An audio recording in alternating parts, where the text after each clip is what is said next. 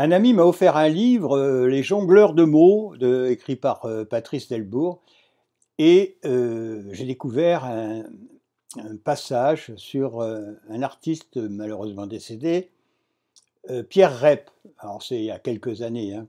C'est quelqu'un qui avait trouvé le moyen de bafouiller, de s'exprimer en bafouillant, en mâchant les mots, en les déformant, enfin un peu comme, enfin même pas un peu, comme un dyslexique quoi. Et je vous conseille, alors j'ai retrouvé une vidéo et je vous conseille d'aller voir sur le site de l'INA, et vous allez découvrir Pierre Rep, chercher la recette des crêpes. Alors quand il donne la recette des crêpes, c'est à se tordre de rire. Et nous, bien souvent aussi, nous, les dyslexiques, on fait rire les gens. Parfois on les attriste aussi, on pense qu'avec nos idioties. Et en le regardant, en l'écoutant du moins, et je me suis dit, mais... Parce que, par exemple, il donne la recette des crêpes et puis il dit, alors vous prenez une cuillère, une œillère, une familière, une meulière, une louche. Vous voyez? Et il trouve le synonyme, il trouve le mot, quoi. Il a remplacé cuillère par mouche, ben vous voyez, moi je suis dyslexique, par louche. Bon, et voilà, et c'est comme ça que ça se passe. Et nous, les dyslexiques, c'est exactement ça. C'est-à-dire que quand on est en train d'écrire ou de parler, notre cerveau, automatiquement, quand il a une difficulté pour exprimer un mot, ou alors pour l'écrire encore plus, moi, sans cesse, je cherche un synonyme. Je veux écrire appartement, je ne sais pas s'il y a deux P ou pas, j'ai oublié, j'arrive pas à le retenir.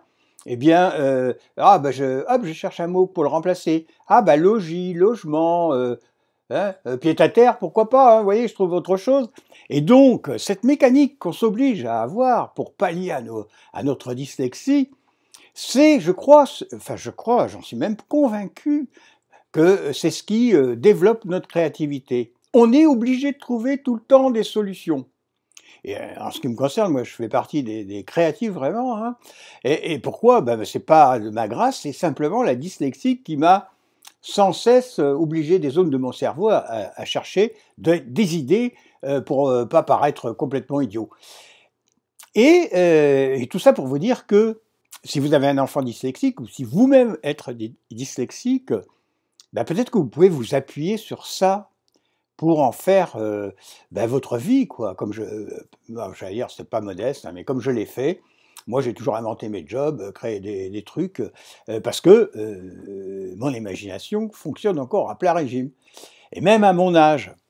Donc, vous voyez, rien n'est perdu avec la dyslexie, et voilà, je voulais vous faire part de ça. Mais regardez déjà Pierre Rep, et si vous êtes dyslexique, vous allez tout de suite comprendre, vous allez vous reconnaître. Évidemment, c'est exagéré, hein, mais vous allez vraiment dire ah ben ouais, c'est vrai, moi je fais comme ça dans ma tête pour trouver une solution à ce que je ne sais pas faire. Il n'y a rien de tel. D'ailleurs, vous voyez en ce moment, toute la planète est un peu comme les dyslexiques, il y a le Covid, et tout le monde cherche des solutions pour guérir et surtout pour survivre.